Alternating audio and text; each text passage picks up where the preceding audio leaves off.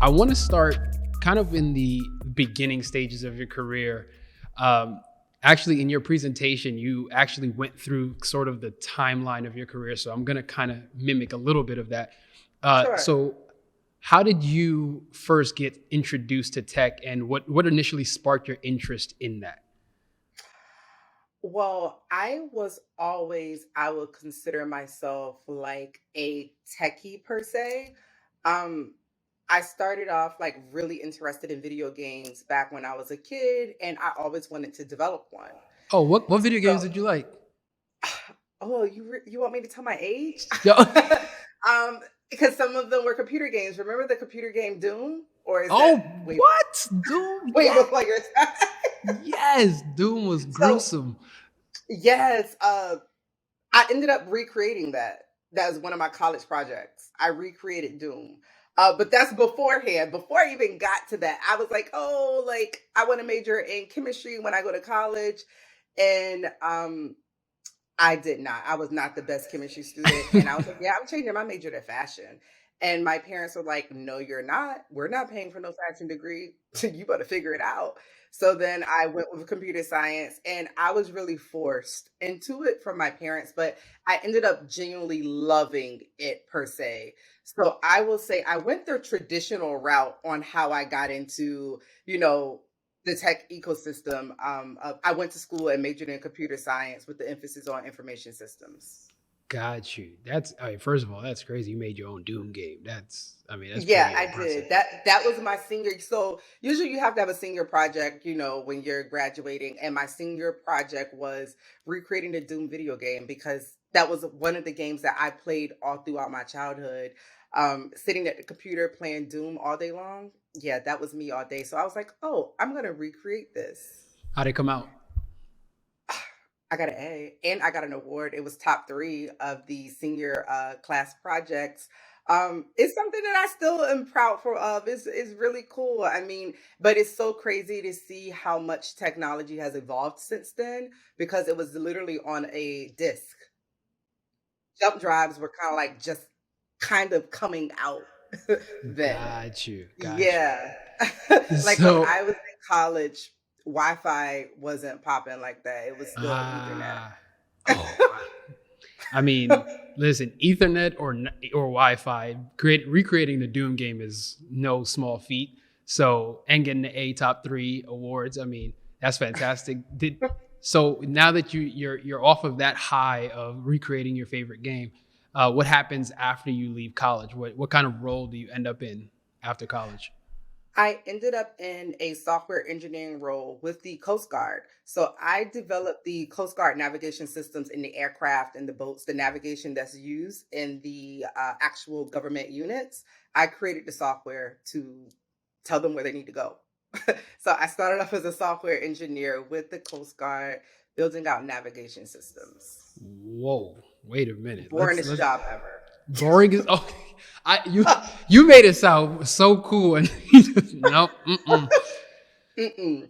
And one of the things that I will say, I am so adamant on telling people I was not that person that I ever thought I would be a coder in life. I never thought I would be an engineer like coding for a living. Um, because they teach you all these super hard methods that's honestly really not necessary. When you get out in the real world, folks, you're never coding from scratch unless it's your own idea. You're never coding from scratch, ever, ever, unless you're building out something brand completely new. And in school, they teach you how to code from scratch as if you're building out this platform yourself. They don't tell you that when you go into these jobs, you're probably updating a line of code a week. That's it. You're more so implementing new features and things like that. You're never really writing data structures from scratch. Like I said, unless you're building out something completely new. So it was like really boring.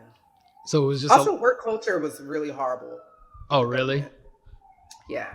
Uh, I have no shame in telling the truth. I, that's what this podcast is here for. It's about an honest look into the life Yeah. of software engineering. Yes. This is what- Workplace culture is important. oh, absolutely. So, I mean, you end up doing something that's pretty significantly impactful for this Yes. place, but not necessarily satisfied with this place. Is it sort of hard to wrestle with those two emotions of feeling like you've done something quite extravagant, but on the same token, you're like, I really don't even like it here?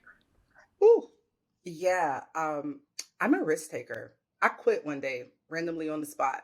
It's like, yeah, I'm out of here. Packed up my bags, moved to New York. um, they were like, "Wait, are you coming back?" I was like, "Yeah, that's not the job for me. Not for me. I'm out of here." And I actually went into quality assurance. I kind of took that step back of like, because I disliked the job so much, I started questioning, was software engineering for me? Let me figure out another avenue within the tech ecosystem that I want to be a part of. And I stepped into QA full throttle, and I absolutely loved QA because you are this critic. But I will say it is one of the most underrated jobs within the tech ecosystem, because I feel like with the quality assurance, people hate you all day because you're telling software engineers their code don't work. You are basically giving them constructive criticism all day. So, no one likes criticism 24/7 around the clock, but that is what your job is as quality assurance. And then I feel like quality assurance gets downplayed when it's time to transition from out of quality assurance.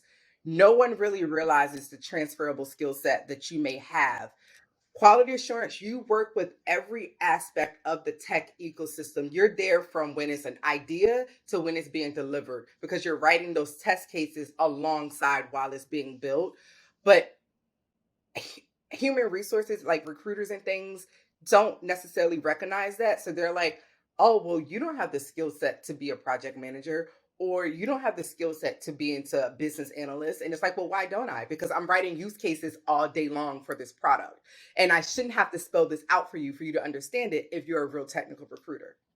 So many arguments that I've had with with recruiters and things and such. So um yeah, so I skipped around a bit in the ecosystem and held many roles, because I went on to many other roles since quality assurance. Went on to be a project manager, and then I really found my passion of product management.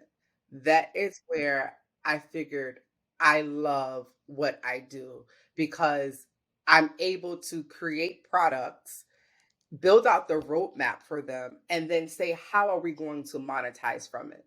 And then from time to time, I do jump in and engineer when needed.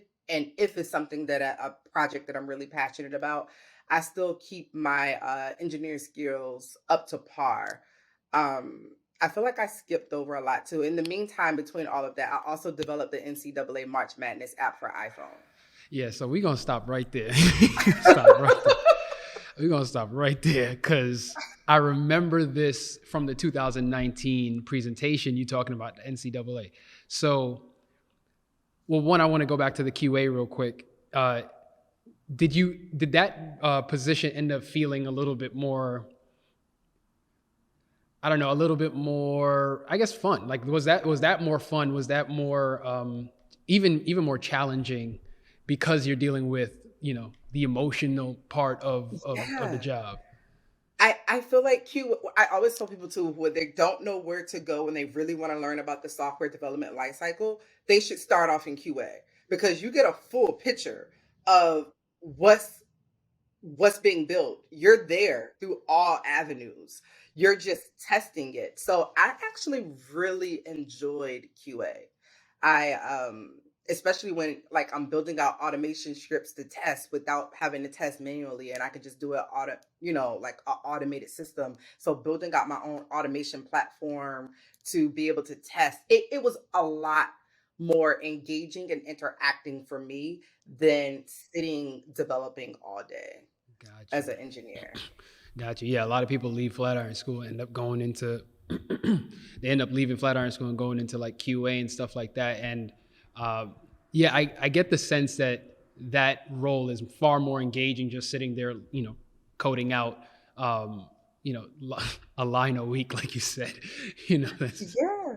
I think that where people leave QA though is they get tired of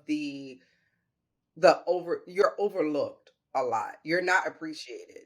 And then sometimes if you are a manual tester, the pay scale isn't what it should be. So oftentimes people get into QA and then they're like quickly trying to get out of it too because you get tired of being overlooked at a job, especially if you're trying to move around and you're trying to like really level yourself up, and you're oftentimes overlooked in quality assurance. But it's a really great role to get a good understanding of the life cycle of software. agreed. So now let's jump forward to the NCAA app. Now, Mhm. how did you working with the NCAA happen? So, a little secret here that a lot of people probably don't know. MLB, the Major League Baseball Advanced Media, they have some of the best video engineering ever, ever, ever, ever. A lot of these video apps and things that you see are probably contracted out to MLB because that's how great their team is.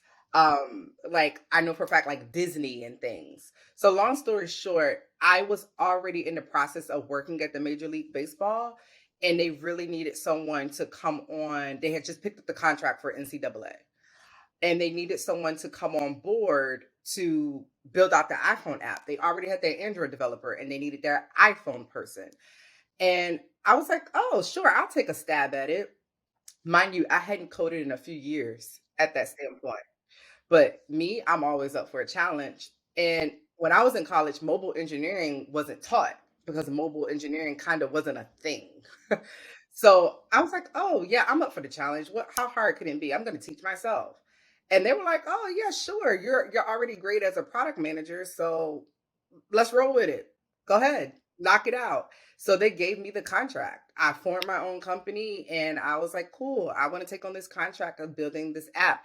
It was probably one of the most difficult projects I've ever did in my life, but it was so worth it because I was also teaching myself the coding at the same time, teaching myself the language and doing it at the same time, but you're on a hard deadline. There is no, oh my God, I can't make this deadline. No, the March Madness goes live at a date and there's no missing these deadlines. So literally, I was working around the clock. Wow. Did you end up having to do all of the coding, or did you outsource any? Did you bring on anybody?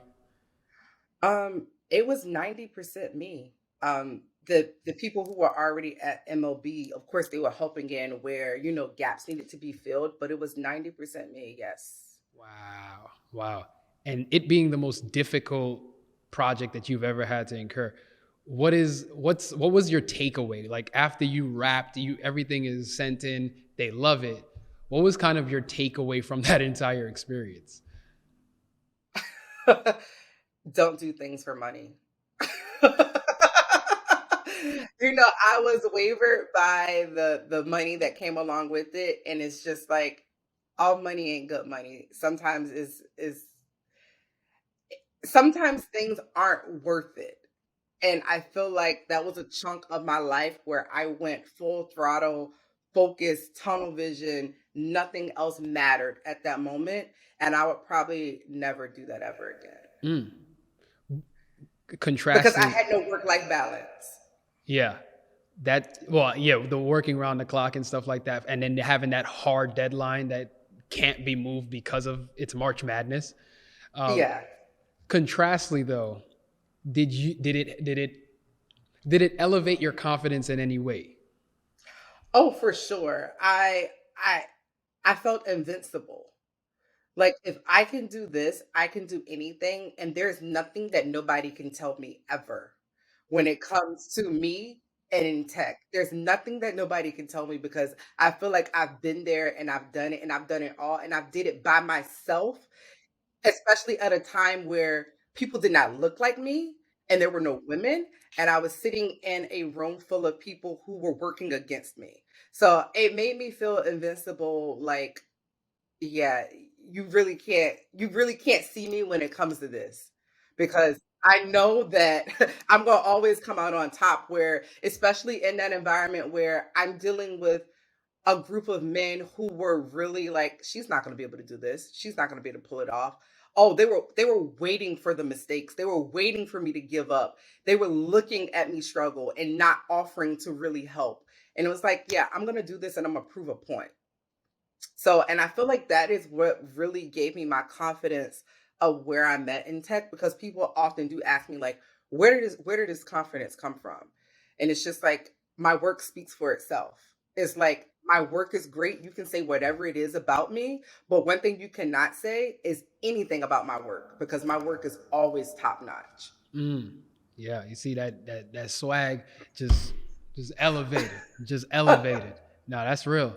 That's real. So you mentioned like being the only woman and possibly the only woman of color in the room. Yes, Have you seen that change over time? Has it of gotten course. better? I think it's gotten a lot better. I know some people will beg to differ, but it has definitely gotten better. It's great to look around in a room and see so many women in tech, and especially in leadership. So I think strides have been made there. Could things be better? Of course, nothing's perfect, but I do like to give credit where credit is due. And I think that organizations have tried to put their best foot forward. I think sometimes they do not know where to start, and people are so quick to shut them down with even just them trying. It's like, give them a chance to even see what they can do, see how they can bring, change the status quo. And I think that companies have, at least tried to take the right foot forward to diversify their candidate pool. Absolutely. Yeah, I'm with you. I think we can acknowledge progress while criticizing or keeping kind of holding their feet to the fire at the same time. Yeah, Yeah. yeah. Um, the title of creative technology consultant. I this is the second episode in a row that I've shot that I heard of a new title that I had never quite heard before. Uh, so when I heard your story back in 2019, and you told the story of how you got to the New York Times, I didn't think you could top the NCAA story, but then the New York Times story top that one. I lied to you not. That I have told so many people this story because it's so it when I heard it, it was like I was listening to somebody describe a spell that they had just concocted. Like it was so out of here for me. So can you tell me, tell the people the New York Times creative technology consultant story? So, coming from out of I think I was at Complex Media at the time. And that was also one job that I was just like, yeah, I learned that startups necessarily aren't my thing. Yeah. Because What I were you was, doing at Complex? ooh, a lot. I, Just did a I was lot. leading up their video product management division because they were gearing up for this merger with Verizon. So I was with Complex when they were a core startup. Um, yeah, I learned a lot.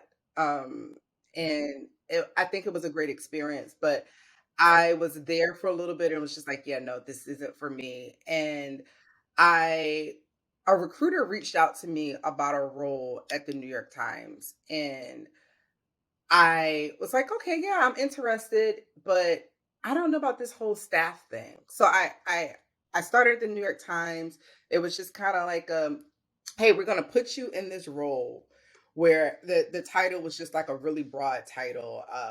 This is maybe what, like 9 years ago, because wow, I've been there a while now. It was like this broad title of, I think, like just like product. We're gonna put her in product. So I was spearheading like a team and leading up like across their digital portfolio of, this is she's gonna come in and help, get our digital portfolio together as far as like what technologies are we using. And then I was presented the opportunity to be staff, but I feel like it was kind of like, yeah, I don't want this staff role. So I came up with this pitch to say, this is my title. I consult across the entire company. Here's what my duties are, and this is what I would like to be paid. Granted, I jumped out the window with it. It's like I always tell people, what's the worst somebody could say is no. Like, you're in tech, you'll find another job. It's not that hard. That's what I always tell people. Like, it's not that hard. What are you going to tell you? No. So I put together this whole pitch of, let me be a creative technologist. Let me come in, because I was really working on a lot of creative projects at the time, and I still am. And this would be a great title for me. And I just really sold myself. I went in and I sold myself with my resume. I was like, look, I've worked for every media company, because I'm skipping over some roles. I've worked at NBC, CBS, Complex Media, MLB, NCAA, MTV. That's where I got my start at. So I've worked for every media network there is in New York City. So it's like, this is what I can bring to the table, and this is what I can offer. And I really pitched that to them, and they were like, sure, cool. Where do we sign? And here I am, almost 9 years later, still there, have pivoted so much across the company. Some of the things that I've done has contributed to the 4 million paid digital subscribers that the New York Times has. I really come in, they call me the monetizer or the firefighter, because I put out the fires, but I also know how to monetize all of our technology products. And that's my specialty. That, I mean, just listening to it again, it's still you. They said, here, we want to offer you this role. You're like, no, no, that's not, no, we don't want that. What I want is this. And they're like, yeah, let's do that. It's like, I I mean, think when you really know your value, when you sell yourself to companies, it's like, if they want you, they'll figure out how to keep you or how to obtain you. That's one thing that I've learned. I stopped a long time ago forcing myself into these companies or roles and things. And it's just like, hey, I'm going to shoot my shot. If I get told no, okay, that's fine. That means that's not what God has for me. mm, I love that. I love that. So one of the byproducts of being a superstar technologist as you are, No, I'm not a superstar. listen, anyone who's made it this far in this episode knows that you're a superstar. And one of the byproducts, though, is getting invited to speak at conferences. Hmm. And I know you've spoken at a ton of conferences, but you're also very choosy about the conferences that you actually choose to participate in. What Yes. what do conferences get wrong, and what attracts you to a conference? Oh, wow. We could be here for a while talking about this. I'll make it short. Conferences, I first of all, let me just say this. I think we're in the climate that people think tech is sexy. So they throw tech on anything. And it's just like, well, wait, what's the tech component? You got a website? Okay, cool. But don't pitch that to me as tech, because, you know, it's just like, you have to be a little bit more in depth. But people throw tech onto everything. So now, with every conference has tech somewhere in the title, or have pivoted to be some type of tech startup company with the aspect of a conference. And it's just like, well, wait, just say what you are. If you're a marketing automation within the tech ecosystem, that is amazing. There is space for everyone and every company within the tech ecosystem, but you do not have to throw tech within your name of your product or your conference that you're trying to, have people join. You don't have to throw tech in it. Just say what you are. So that is one thing that I think conferences are going way wrong about. Everyone wants to throw tech into their titles, and it's like, okay, where's the tech? And a lot of the conferences, to me, sounds like more like entrepreneurship conferences. And it's just like, okay, that's great. You want to help entrepreneurs, but don't call it a tech conference, because you're helping entrepreneurs. You can have a track within your conference that says, this is tech, this is all about tech, but let's not name your whole conference tech.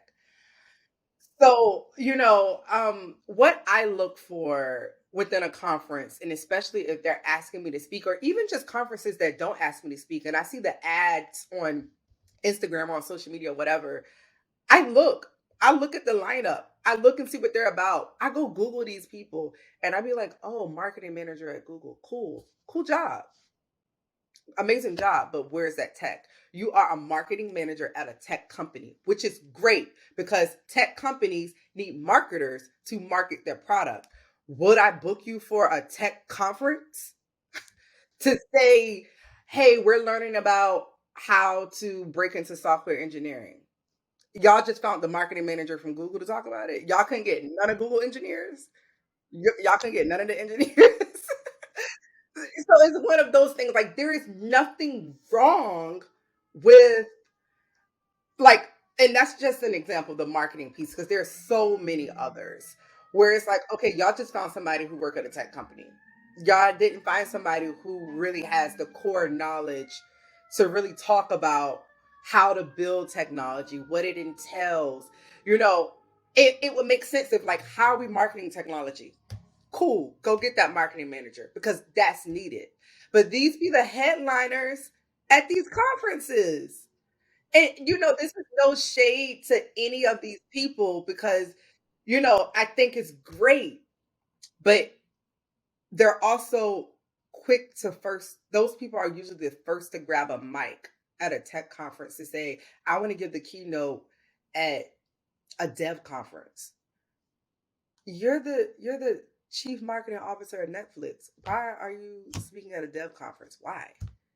And that's where I feel like they're there to either collect a check, and then the conference is there to really just use the name of like this person's from Netflix or this person's from Microsoft.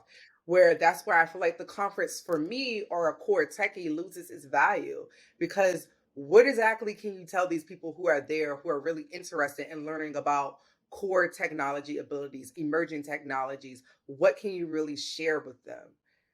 And it's just like, yeah, you probably got a script from PR from the publicist for the company, but you really can't do a deep dive into what's needed. So that's, some of the things I'm often seeing is like, or I'm hearing, well, I couldn't find the tech person. So yeah, we went with this person. We're around. Sometimes I will admit, being in tech, we are oftentimes introverts. I am introverted, believe it or not. People don't believe it, but I'm a very introverted person. I don't put a lot of my personal life on social media. You know, I say things here and there. Um, if you ask me to talk, I'll talk. Like, look, I'm here. But if nobody asks me to talk, I'm just not going around, you know, talking about what I do. So, you know, I don't feel like conferences put enough emphasis on finding the right people for their conferences, and that's why I feel like you just created this conference to make money. You don't really have the passion to really help these people want to navigate or learn more about technology or whatever it is the topic of your conference. It's rare that you see a conference that's catered towards a group of individuals that they're really putting value towards the content. And you're right. You're absolutely right. And some of it is definitely just a cash grab, and not Yep. enough of it is like placed on actual value that can make a difference in someone's life. And you're not just speaking, you're actually doing the work because with UrTech, like that's kind of why you built that, correct? Yes. Yeah. Yes, that is why I built UrTech because I feel like there's not an inclusive platform for tech people to go. I think, and let me just clarify, I think it's great that we have all of these, groups of like,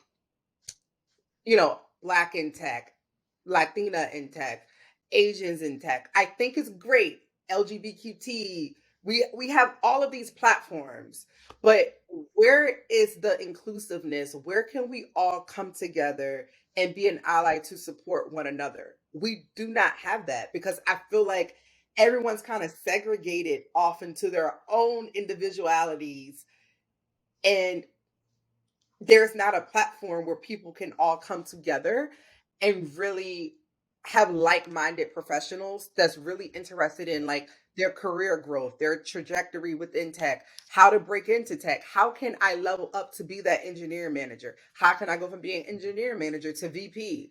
We do not have that. That's an inclusive environment. So it made me want to create this platform where people can come and join, um, and have that support system, because I feel like we do not have that inclusivity. I feel like people always say, "Oh, we don't have male allies." There's a lot of women who say, "Well, we don't have male allies in tech. The men don't pay attention to us. They're not an ally." Well, what part of communities are you in? Because if you're just in women in tech platforms, how can a male be an ally to you? Because what do you want them to do? Ask to join the women in tech ERG group? It's one of those things of like, where can you be found? How can we say we don't have enough allies in the ecosystem where we don't have inclusive platforms for people to find each other? Right. Right. No, I agree. And you just dropped the I don't think you just dropped it actually. So you dropped the journal. Can you talk a Yes. little bit about that journal and what you built it for? So I created the UrTech Career Journal Planner, because oftentimes I think we overthink how to really break into tech, or how to really even transition from like out of QA into project management. We overthink it completely. So this is a journal where each month there's a different challenge to help you break down what it takes to really level up in your career. So for example, the first challenge is research your role. And there's a paragraph to tell you what I mean by research. Research the companies, research the people in these roles, research the salaries, research the duties. Write those all down. There's space for that. There's a weekly reflections, there's priorities of how to go about you doing that research, because oftentimes we're like, oh yeah, software engineering sounds so cool. It sounds so cool. And then you figure out what we do, and then you're like, do I really want to do that? And you didn't already signed up for a Flatiron School in debt off of tuition. You know, it's one of those things. You've already signed up for like a boot camp, and you're like, I don't even really want to do this anymore. So it's this journal, I created it to really help people navigate the tech industry. Like, what is your niche? How can I figure out how to level up within tech? So that's the journal where, like I said, there's the monthly challenges. There's each week it breaks it down by what are your priorities, your notes, what are your steps you're taking to obtain the monthly challenge, what are your pros and cons? At the end of the month, there's a monthly reflection. Did you achieve the challenge? If not, where did you go wrong? What could you have done better? So it just really helps you put things in perspective, because I feel like once you write things down, you oftentimes don't overthink it. And I think that there's this fear within tech of like how to break into it, that people overthink, and it's really not that simple. It's really not that hard. It's fairly simple to use your transferable skills to get a job within tech. And you do not have to be a coder. You do not have to be a mathematician. You do not have to be this genius nerd. It's not rocket science. Nobody told you to go get a job at NASA. Right, right. you That know but yeah, they overthink it. they do. They really do. And I actually think it's a little bit of uh like if I said to a 10-year-old or something like that to learn how to play basketball, and all I showed him was highlights of people doing 360 windmills, he may look at that and say, well, I'm 3 feet tall. That person is like 7 feet tall. Like I can't see myself doing that. And I think sometimes we compare ourselves to like the to someone who has been doing something for 10, 15, 20 years. It's like I'll never get to that. Like it'll take me too long to get to that point. Yeah. Yeah.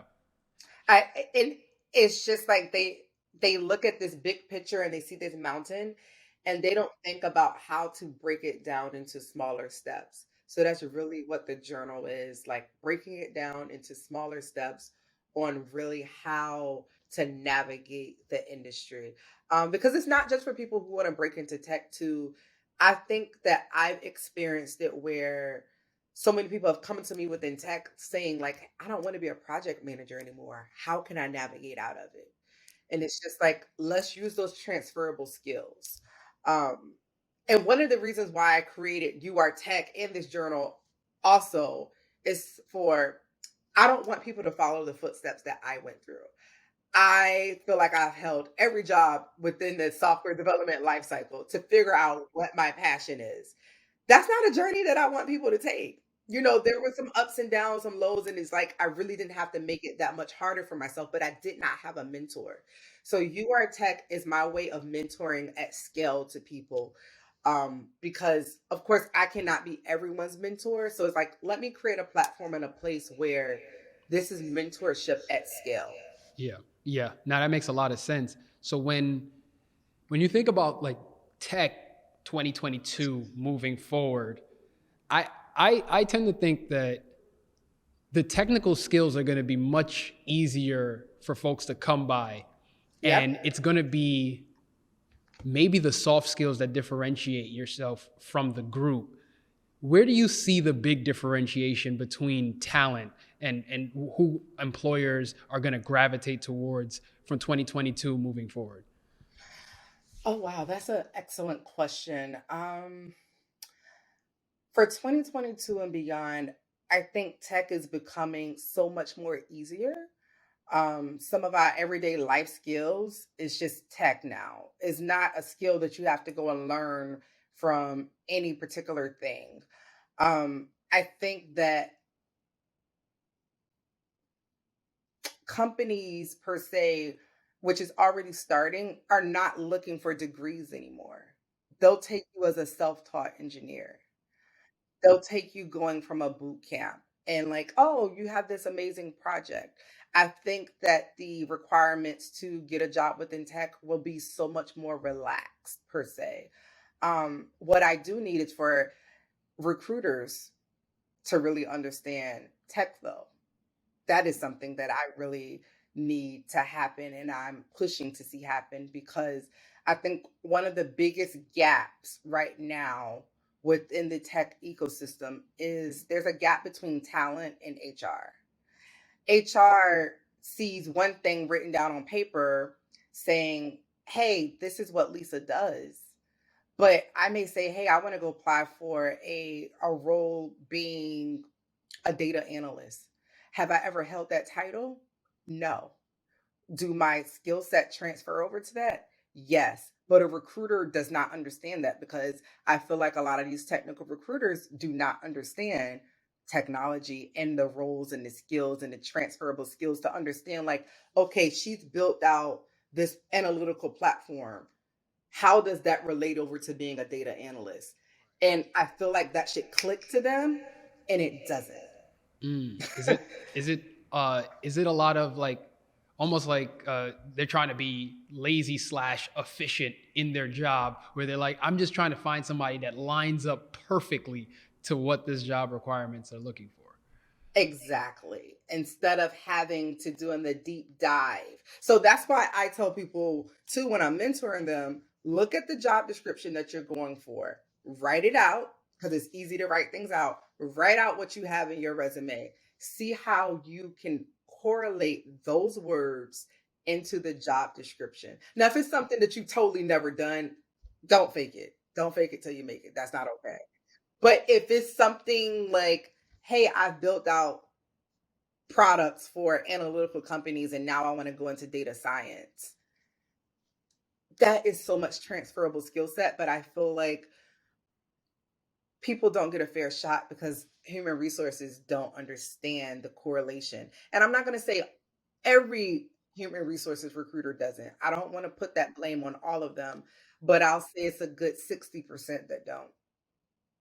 So I'm going to need for human resources to get on the ball to really close that gap for the future of work and for the future of hiring. You heard it first. You heard it here first. Tech Perspective Podcast, Lisa to HR. Get your stuff together, por favor.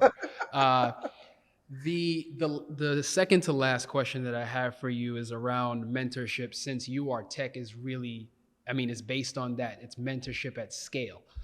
Uh, Hmm. what role did mentorship play for you in your life as you were coming up as a developer, holding every single job imaginable?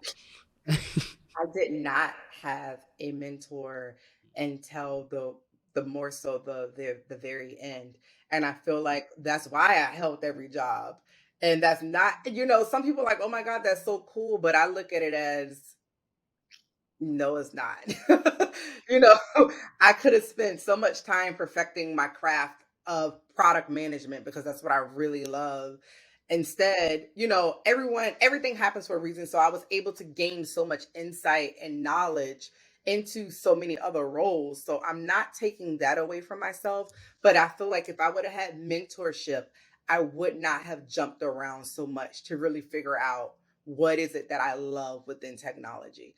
Um, and then when I did finally start saying like, hey, and I never had anybody to say, hey, why don't you just ask me for help? I never had that ever. Um, and I think I was more so like that imposter syndrome was sitting in. I was afraid. Like I'll never forget when I was over at MTV Networks and I had started as a director of technology over there. And when I first walked into the room, they mistaken me as the new secretary for the tech org. It's one of those things. So how do you turn around and ask somebody for mentorship? So that's when I kind of like really started realizing, oh, I'm in this by myself. I don't have nobody. I got to figure this out and I got to figure it out fast. Um, so I think in workplaces that are like that, and that was many years ago, many years ago. So, and I think in environments like that, it's tough to turn around and ask for mentorship. So I just never did until now, where I have like a good group of peers that I lean on for mentorship of like, am I doing this correct? Should I be following this strategy? Which is important to have. Mentorship is so, so important. And I wish that I did have it. Agreed. I ask that to every person that comes on this podcast. I ask that exact same question because it's so key, and everyone's relationship with mentorship is different. So it's just interesting to get your take. Uh, as I come to my last question here, this is the question that I ask every guest. Well, I just said I ask every guest a mentorship question, but I really ask every guest this question at the end. It is, what is a quote that you personally live by? Comparison is a thief of joy. If I go around comparing myself to where you are in your tech journey or your life journey, I'll never be happy because I'll be saying, wait, well, how come he was able to do these things and I've been putting in all this work and I wasn't able to do that. So yeah, comparison is the theft of joy. Another one too, and this is I live by, especially from me being at New York Times. If the opportunity does not exist, create it. Look where it landed me. Absolutely. Absolutely. I love those two. Comparison being a thief of joy is, that's like a oldie but a goodie. Like that one stands the test of time. Like that Yeah, one is that's an OG quote right there.